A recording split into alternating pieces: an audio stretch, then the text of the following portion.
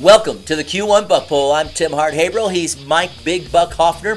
Well, on today's show, we're going to talk about a little bit of controversy because people have suggested that the DNR move opening day from November 15th. And if you haven't caught the segment before, Brent Rudolph's going to talk with us about it. I'm assuming he's talking about making it be on a Saturday. As I think about it, Tim, you're right. It is a controversy. I mean, November 15th. I'm 60 years old. I've been around a lot of deer hunting season. It's kind of like a sacred holiday. But you know what's not so bad is if you think about it from a Saturday perspective, hopefully it gives everybody that fair and equal shot to be out to the first day. As an educator, as a lot of school systems are shut down on November 15th, it keeps it wide open so the kids only get Saturday off. I like that.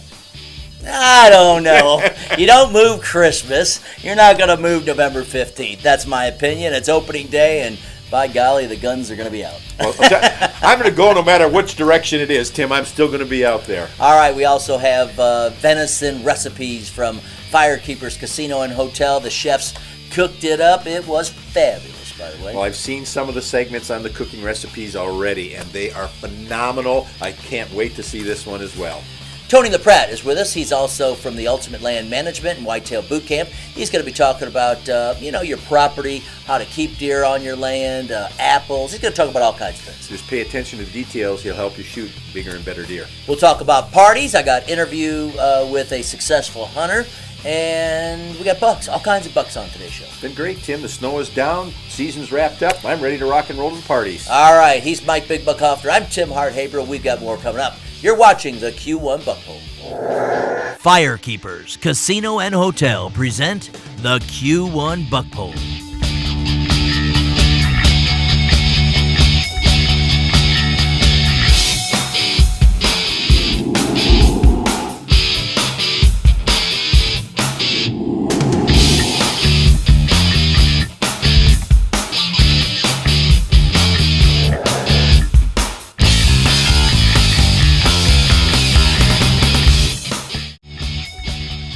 Back here on the Q1 Buck Poll. Well, Mike, a lot of people have talked about, let's move opening day from November 15th, and as you said, let's move it to a Saturday. Well, I got Brent Rudolph with me today, and he's going to talk about just a little bit of the conversation that has been going on. Well, it's probably more than just a little bit of a conversation. It's probably a controversy. I would say. Well, before I bring Brent on, it's time now to not talk about controversial things. We want to talk about some new bucks from around the state. Let's go with Roger Freilich from Southwest Mid-Michigan. Brings in an 8-pointer. The score 37.5. Owen Pulowski from South Mid-Michigan brings in a 9-pointer. His score 38.5. And Corey Shug from Southwest Michigan brings in an 8-pointer. The score 42.25. So what do you think? Should we move opening day from November 15th? We know his opinion. No, he said it at the beginning of the show. I'm going to cut him off. No, I'm going to go, it's a sacred holiday, leave it. Okay, there. He's a flip-flopper is what he is. No, I can live either way with it. All right, here's my interview with Brent Rudolph from the DNR talking about opening day and what are they going to do in the future with it. Well, we're now going to talk about a long-standing tradition here in the state of Michigan. Opening day, November 15th. Brent Rudolph is with us. He is the team leader for the Deer and Elk Division of the Wildlife Division here at the DNR. And Brent, has there ever been any talk about, okay, let's move opening day to a Saturday, not November 15th? Sure. I mean, it comes up almost every single year. But for a matter of perspective, we've opened our firearm season on November 15th since 1925. There were a handful of times in the 60s, I think 1962 through 1967, back when the legislature still set all the hunting regulations, that something different occurred, and usually it was a Saturday opener. Mm-hmm. It went back to the 15th after those years, and it's been that way ever since. So we have people often asking us about that, but it's one of those things. We've done surveys over, 1955, 82, 99, and as recently as 2007, asking the hunting public what they want. There's always a majority of support for sticking with that November 15th tradition. And the last time, in 2007, 84% of hunters said that was their preferred date. So I challenge you to find 84% of hunters that agree on anything other than that. Well, I will say one thing, and I've lived in Michigan about 30 years now, but when I first moved up here, it was November 15th. Man, if you're You don't need to go to school that day. You don't need to go to work that day, because you know what? It is opening day, and I think that is something that people plan on. They can schedule their vacation time around, and it really has become a tradition that again, as you say, most people don't want to change. Yeah, it really is. I mean, there's some of a biological basis for the basic timing of seasons. You want to have the peak of your hunting occurring after you've had the majority of your breeding occurring. You don't want to have it happen too late in places like the Upper Peninsula, because you've got a better chance of snowfall having come in, and not only does that affect hunters getting out, but deer may begin migrating and not be in the areas where you're trying to target harvest and other things. But exactly when it is largely a matter of preference. Some folks have concerns about schools and businesses suffering from attendance and that kind of stuff. We understand that, but there's still a large part of tradition behind deer hunting, and that's a big factor. Biologically, does November 15th every year totally coincide with the rut? I mean, the timing coincides fairly closely. That we tend to see, from late October is when a lot of people think of the rut just being some of the sparring and other activities and things. The breeding often peaks. It varies in different areas of the state, but often peaks in early to mid-November. So really just before that time. So any shift, and we've explored it at different times. Any shift would involve staying pretty close to that same time of the year. Okay, so you've done surveys, November 15th, opening day. It's going to stay like that for a long time. That's been what the momentum has been behind that since 1925. Okay, hey Brent, thanks for being with us. All right, thanks. Brent Rudolph, he is the division leader for the deer and elk division for the wildlife division of the DNR. I'm Tim Hart, DNR update here on the Q1 Buck Poll.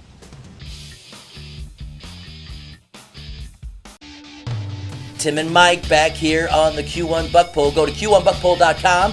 You can see all the bucks from around the state. You can check out where the prize parties are going to be. More of the parties have been set, so make sure you get that on your calendar. They all kick off January 23rd at the Eagles Hall in Coldwater.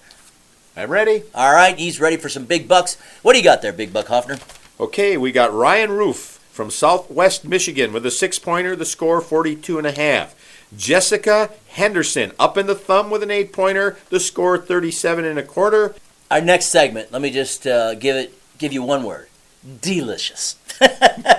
Because we're at Firekeepers Casino and Hotel. We're back in the kitchen, and we have cooked up some fabulous venison with their chefs. Mike, if people don't know, what a great place. We're going to be there February the 7th, and we're going to have hors d'oeuvres out and everything for our final prize party. But we wanted to show you what some of the chefs can cook up for you. Well, there's no excuse. All of your deer should have been processed. We're ready to cook it now. We're at Firekeepers Casino and Hotel. We're in the back kitchen. We've got Chef Todd Mead with us. Welcome to the Q1 Buck Poll. How you doing? All right, well, we look like we've got all kinds of things we're going to be making here today. It's something simple, something delicious, a venison stroganoff. Is that right? Yes, it's very easy. You can make this at home yourself. It's not a problem at all. You start out with the back strap. I just trim off the silver skin. Then I cut it on a bias and medallions. And then we'll take a little bit of steak seasoning right here. Season it up real good. Yep, season up real good, a little bit of salt and pepper. Kind of roll it around a little bit, get it all over the meat. Well, you want to get both sides, right? Right, yeah. You want to kind of, what I do is sprinkle it on there, flip it over, hit it again a little bit more. A little bit more salt and pepper. You can never get enough of that. This is going to be the fastest cooking show you've ever seen, I'm telling you right now. Todd's got it all laid out, ready to go. Yep, we're good to go. So we'll let this pan heat up, and you want to just kind of heat the pan up a little bit just to slightly brown the butter before you get started. All right, so all our ingredients today are fresh green onion, fresh chives, I have fresh chopped parsley, fresh thyme, and fresh rosemary. And then I mix all these herbs together when I make the dish. And then I also have fresh chopped shallots, garlic, a little bit of beef base for the sauce, a little bit of sour cream for the sauce that gives a little richness, and always whole butter, unsalted. All right, so now that our butter's browning a little bit here, start off by browning the medallions.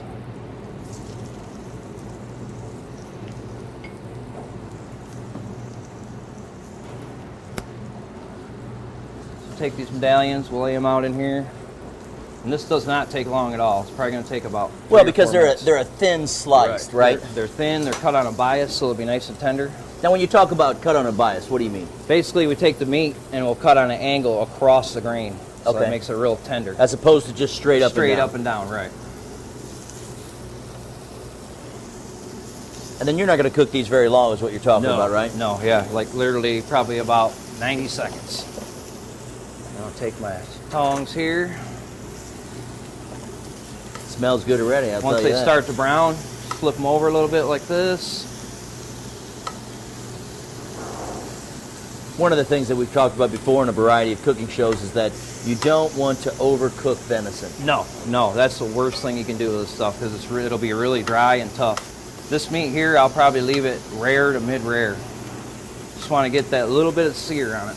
Because it's going to cook more Exactly, when we add the noodles and Right. everything else, right? When we reduce the sauce, put it back in the pan, it'll be fully cooked, but it'll absorb all the moisture from the sauce and the vodka. Okay. So it won't be dry.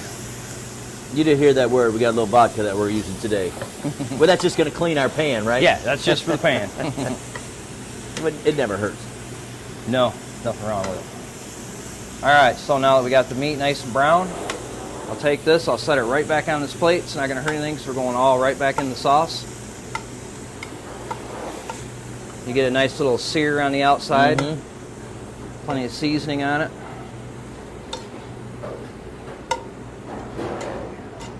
And again, today's recipe is quick, simple, Right. Anyone can very make this. easy to make. Yes, anyone can make it.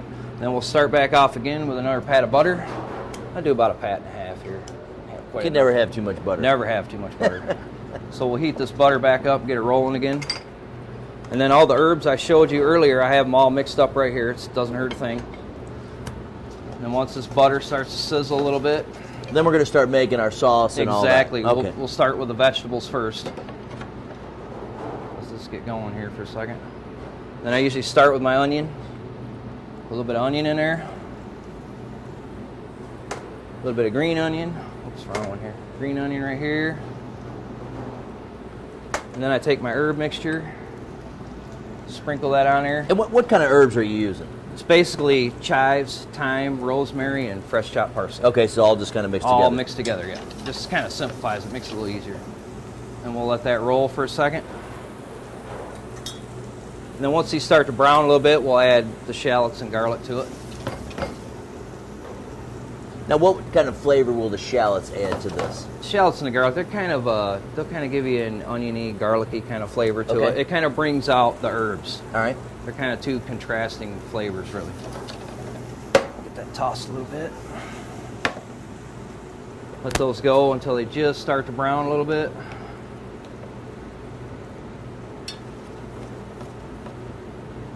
Then what I like to do is take this and sweat the shallots and garlic. I use about a teaspoon, sprinkle it right in there. Same with the garlic, about a teaspoon. That right my in there. my job's easy. I just get a chance to watch, and then I'll taste at the end. Is my job. Exactly. And then what we want to do is just kind of stir this around. Again, get a good mixture. Yep. Get a good mixture. I'll grab my pasta too. All right, so now next thing we're going to do is take the vodka, deglaze it in the pan. What this will do, it'll kind of pull everything up off the bottom of the pan. Adds a lot of flavor to the sauce. We'll let that deglaze for a second. Just kind of get that potent alcohol flavor off of it. Then after that, I add about a cup and a half of cream to it. Or more. It never Or hurts. more, to add a lot. Never It hurts to doesn't- add a lot of cream. With the cream, it doesn't hurt to start with a little more. Right. Because you're going to cook it off anyway. It's going to reduce down. And then I start out with about a teaspoon of sour cream. And then probably about a half a teaspoon of beef base. This will give it color and give it a little bit of flavor to help the venison. And then we'll stir that around and get it rolling. And pretty much when the sauce is just about done, we'll throw the meat back in it. Then I have to grab my pasta and throw that in the water too. All right, so now that the sauce is reducing real good here, And is this just a feel for cooking that sauce, or is there a time limit? What should I? There's really no time to it. I do it all kind of by look and taste. It'll have a thickness similar to like a gravy. Okay. So we just let it come to a boil. Usually let it boil for about 2 minutes, and it'll sauce will tighten up. So as you can see, we have our sauce reducing now. It's just about done. So then this is the point where I'll add the meat back in. And again, this meat is going to cook a little bit more in this sauce. Yep. So don't be afraid that it's too raw. Right. For the most part, when this sauce is finished, this meat will be cooked, but you really won't be able to tell it because it'll be real tender and juicy. Then I like to take everything back on the plate, right back in the sauce for flavor. Okay. Here, I can do that. All right. Mix this around a little bit here. Just let the meat get back up to temperature with the sauce. And again, just kind of keep stirring it so it doesn't stick to the pan. You don't want it to stick, and you kind of want to keep all the stuff that you rendered out earlier off the bottom of the pan. So once that gets to this point, we'll let it get hot. But cream really, it's thickened up that sauce, hasn't it? Yeah, it thickens up a lot. The sour cream helps that too. That gives it a richness and a good flavor. Uh-huh. All right, so now while that's reducing, I have pasta over here. This is a herb linguine. You can use any kind of pasta, it doesn't matter. This is what we just happen to have, just a herb linguine. And then what I do is, it's already cooked ahead of time, so we just dunk it in hot water. Get the noodle off the plate here. Set that aside. We'll let that sit for just a second. I'll turn off my heat. And that's really just going to heat up again, as you said. It's cooked already. Yep. We're going to heat it up a little bit. Yep. Pasta's already cooked. We'll mix this around a little bit. Moments away from plating it up. Yes, Is that what we're you're ready trying to plate. Yep. We are ready to plate. I'm hungry. All right. So now what I'll do is grab my clean plate here. We'll drain the sauce off. Get all the water out of it. All right, so then bring this over. Put the noodles right on the plate. And then you take your sauce. And what I like to do is just take the medallions and just kind of lay them over the top of the pasta. Just kind of spread them out a little bit, pile them up in the middle a little bit. And this meat will be medium-ish to mid-well, so it'll still be a little bit under, but it's perfectly fine. It's brought up to temp. Okay, I'll get the rest of that.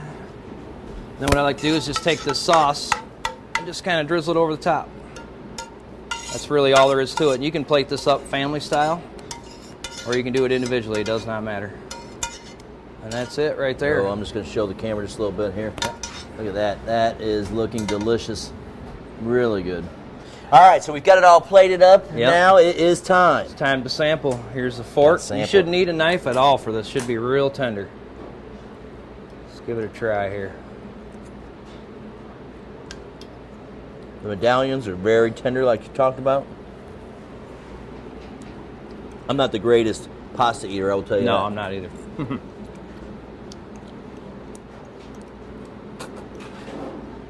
I'm a messy pasta eater, but I will tell you this, and as you can tell, I can cut the medallions with my fork,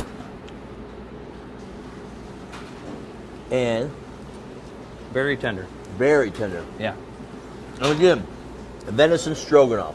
The sauce is creamy, the sauce is thick, it kind of adds the flavor. You can taste a lot of the The ingredients. fresh that you got going on. herbs. Yeah, the fresh herbs. If you have people that are real sensitive to gamey flavors, that's where the fresh herbs and the garlic and the shallots will come in too. That kind of mask those flavors. That's how you make venison stroganoff. Chef Todd Mead, thanks for being with us. All right, thank you. All right, at Firekeepers Casino and Hotel, for the Q1 Buck Bowl, I'm Tim Hunt.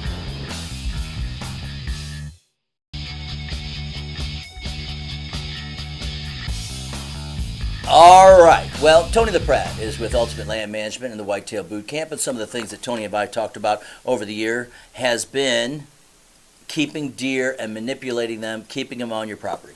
Well, you want to keep them year-round, and I guess the key is you got to have the habitat and you got to have the food sources available.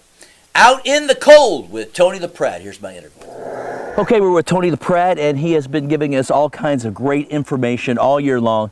And Tony, one of the things that we talked about before, you've got apples here, you've got your setup. We're talking about manipulating the deer, keeping them on your land, and as people could tell by the footage as we show it, you know, you're seeing bucks, you're seeing the little bucks fight. Let's talk about that a little bit.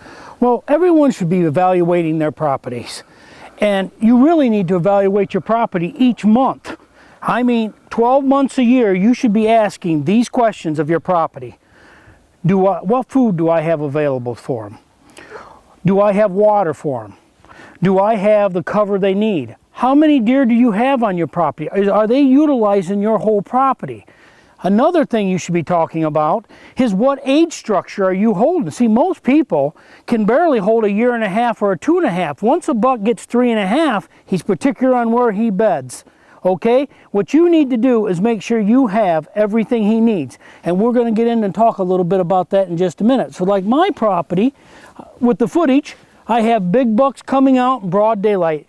When I'm out in my stands, I can expect to see bucks every hour on a regular basis. I'm going to see tons of doe movement, and by 3 o'clock my does are already in the food plots, the bucks are moving, and usually around 2 o'clock button bucks start coming out, small doe groups, and it just keeps getting better. On most properties right now, if you go to your property, you should be asking these questions and looking at your land. But most guys right now, they do not have very many deer.